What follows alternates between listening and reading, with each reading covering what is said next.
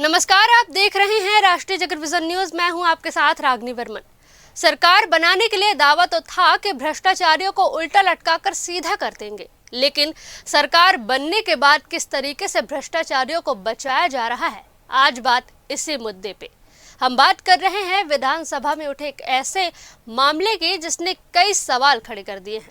दरअसल 2014 के बाद देश के प्रधानमंत्री नरेंद्र मोदी ने जिस तरीके से झूठ बोलने का सिलसिला शुरू किया, उसके बाद तो अब भारतीय जनता पार्टी के किसी भी नेता को झूठ बोलने में शर्म महसूस नहीं होती। कहा जाए तो ये गलत नहीं होगा। विधानसभा में मामला था वन विभाग का और मंत्री हैं वन विभाग के केदार कश्यप। सीनियर मंत्री हैं, डॉक्टर रमन सिंह की सरकार में भी मंत्री रहे और वे अच्छे से जानते हैं कि विधानसभा में कैसे खेला जाता है। वे अच्छे से जानते हैं कि भ्रष्टाचारियों को कैसे बचाया जाता है।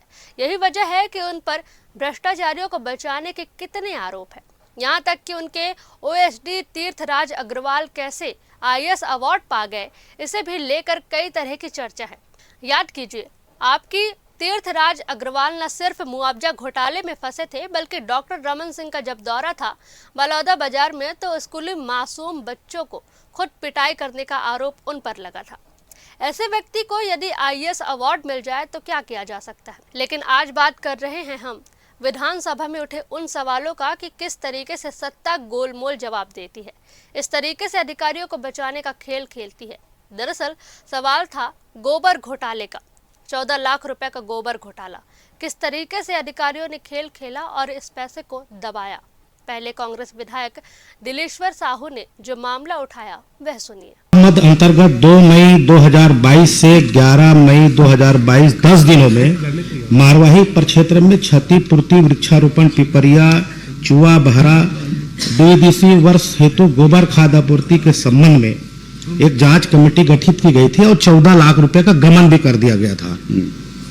इसके संबंध में माननीय मंत्री जी से मैं जानना चाहूंगा, थोड़ा सा गंभीरता पूर्वक सुनिएगा मंत्री जी। ये तो गंभीर है। क्या माननीय मंत्री जी के उल्लेखित वाउचर निर्माण अवधि के संबंध में यह बताने का कष्ट करेंगे कि गोबर खाद आपूर्ति के भुगतान से संबंधित वाउचर प्रमाणक समायोजन दिनांक 21/10/2024, जिसका निर्माण दिनांक 4/5/2024 यह प्रमाणिक के साथ अंकित है, जो फुटर जो कंप्यूटर में स्वतः जनरेट होता है। पहला, या उल्लेखित वाउचर में गोबर खाद आपूर्ति के भुगतान के संबंध में उप वन मंडल कार्यालय पेंड्रा द्वारा वन मंडल मारवाही को भेजा गया प्रपत्र 3 वाउचर सूची। वाउचर प्रमाणक जावक क्रमांक 538-532 दिनांक 27/6/2022। वाउचर निर्माण दिनांक के संबंध में 4/5/2024 सही है। इतना लंबा प्रश्न मत पूछिए ना, 27/6/2022 सही पूछिए। बहुत लंबा प्रश्न हो गया, बताइए मंत्री जी। दोनों में कौन सही है? जो उप मंडलाधिकारी द्वारा जो भेजा गया वाउचर सही है, या जनरेट हुआ है आपके कंप्यूटर में वो वाउचर सही है? सभापति महोदय, माननीय सदस्य ने जो प्रश्न पूछा है उसमें 6/1/2026 को ही शिकायत प्राप्त हुई है और जिसमें फर्जी हस्ताक्षर को लेकर के शिकायत है और जिसको दिनेश पांडे, प्रदेश अध्यक्ष छत्तीसगढ़ जन सहयोग संस्थान कुद्दन माता चौरा बिलासपुर के द्वारा किया गया है और उसके शिकायत के संदर्भ में जांच चल रही है सभापति महोदय, जिसमें हमारे 3 सदस्य कहते हैं समिति बनी हुई है हमारे वन संरक्षक, मुख्य वन संरक्षक के माध्यम बिलासपुर के माध्यम से, जिसमें वन मंडलाधिकारी कोटघोरा श्री कुमार निशांत के हैं आईएफएस और उप मंडलाधिकारी पाली है अविनाश एमानुअल और हितेश ठाकुर हैं। इस तरीके से ये समिति इसकी जांच कर रही है सभापति महोदय और ये समिति जब जांच करके अपनी रिपोर्ट प्रस्तुत करेगी तो उसके आधार पर जो गुण दोष होगा, जो यदि मान लो दोषी होगा तो उसके ऊपर कार्रवाई होगी। अध्यक्ष सभापति महोदय, पूछिए।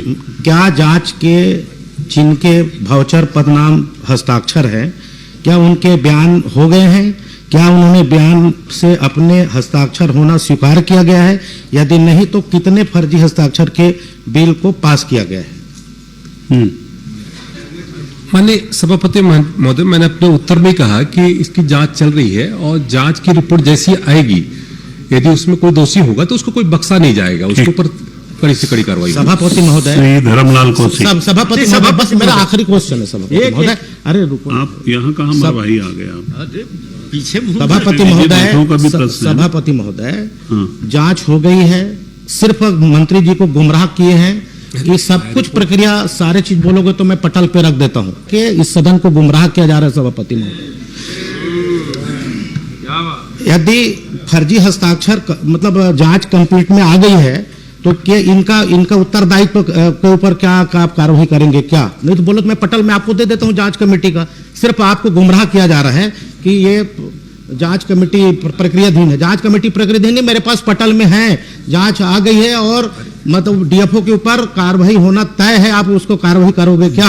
आप मंत्री जी से मिल लीजिएगा ना, उनको दे दीजिएगा। माननीय सभापति महोदय, अभी रिपोर्ट नहीं आई है, रिपोर्ट जैसी आएगी उसके ऊपर सभापति महोदय मैं पटल में रख देता हूँ सभापति महोदय, अगले सभापति में पटल में रख देता हूँ सभापति महोदय। अरे जब मेरे पास अधिकारी को बचाने का काम किया जा रहा है, नहीं रख सकते, मंत्री जी से आप मिल लीजिएगा। जवाब सही नहीं आ रहा है, जवाब आइएगा, किया जा रहा है। सभापति महोदय, प्रतिवेदन आ गया, रिपोर्ट आ गया, रिपोर्ट आएगी तब तो होगी कार्रवाई। अरे भाई, जब आपको जो गुमराह किया जा रहा है, मैं बता रहा हूँ आपको, कोई गुमराह नहीं किया जा रहा है, मेरे पास है, आप रख लीजिए किसी भी तरीके को। अरे आप रख लीजिए। सभापति महोदय, ये आपके सरकार के समय का है महोदय, जब आप ये आपकी सरकार का समय का है। यकीन करना चाहिए।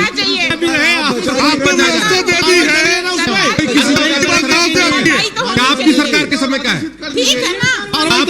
जांच कराइए ना, कार्रवाई कीजिए, कार्रवाई कीजिए, कार्रवाई कीजिए। माननीय मंत्री जी, कमेटी कब गठित रिपोर्ट आएगा, यदि उसका आगे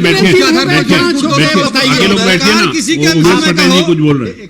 माननीय सभापति महोदय, हमारे सदस्य पटल पर रखना चाहते हैं, वो बहुत जिम्मेदारी से बोल रहे हैं कि परीक्षण और रिपोर्ट उनके पास है, आप निरीक्षण कर दीजिए, आदेशित कर दीजिए उनको कार्रवाई कर। सभापति महोदय, पटल में रखने की भी एक कौन सही कौन झूठ इसका फैसला सभापति कर सकते थे, लेकिन जब रिपोर्ट को सदन के पटल पर रखने की मांग हुई तो अनुमति नहीं दी गई। विपक्ष का आरोप है कि दोषी अधिकारियों को बचाने के लिए गोलमोल जवाब दिए जा रहे हैं। कांग्रेस के सदस्यों ने कार्रवाई और निलंबन की मांग की, जबकि मंत्री केदार कश्यप ने कहा कि जैसे ही आधिकारिक रूप से जांच रिपोर्ट आएगी, तथ्यों के आधार पर कार्रवाई की जाएगी। राजनीतिक बयानबाजी के बीच पूर्व मुख्यमंत्री डॉक्टर रमन सिंह के कार्यकाल और कुछ अधिकारियों की भूमिका को लेकर भी चर्चा छिड़ी। विपक्ष का कहना है कि सत्ता पक्ष जवाबदेही से बच रहा है, जबकि सरकार का दावा है कि नियमानुसार कार्रवाई की जाएगी। हमारे सदस्य पटल पर रखना चाहते हैं, वो बहुत जिम्मेदारी से बोल रहे हैं कि परीक्षण और रिपोर्ट उनके पास है, आप निरीक्षण कर दीजिए, आदेशित कर दीजिए उनको कार्रवाई कर। सभापति महोदय, पटल में रखने की भी एक प्रक्रिया और व्यवस्था है, वो आप देंगे।